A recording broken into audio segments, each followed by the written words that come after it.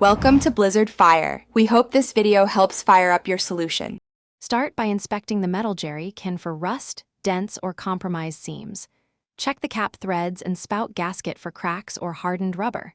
Confirm the can's capacity label reads 20 liters or 28 gallons. Look inside with a flashlight for scale, sludge, or ethanol residues. If any corrosion exceeds 3 millimeters deep, retire the can safely.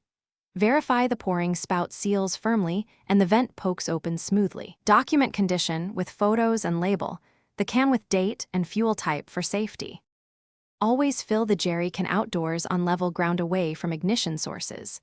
Place the can on the ground and avoid filling inside a vehicle or truck bed. Use a certified fuel pump or hand pump with anti-splash nozzle for control.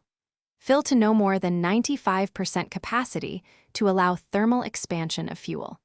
Leave approximately 1 liter headspace in a 20-liter can for safety. Label the can with fuel grade and date before transporting in secured upright position. Transport the filled metal jerry can upright in a ventilated area of the vehicle. Secure the can with straps to prevent tipping and keep it away from cabin vents.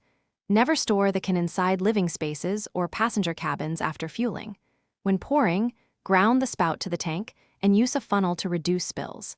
Allow fuel transfers to cool for 5 minutes before resealing the cap tightly. Inspect the can before each use and replace it after 10 years of service life. Thanks for watching. If you found this helpful, don't forget to like and subscribe.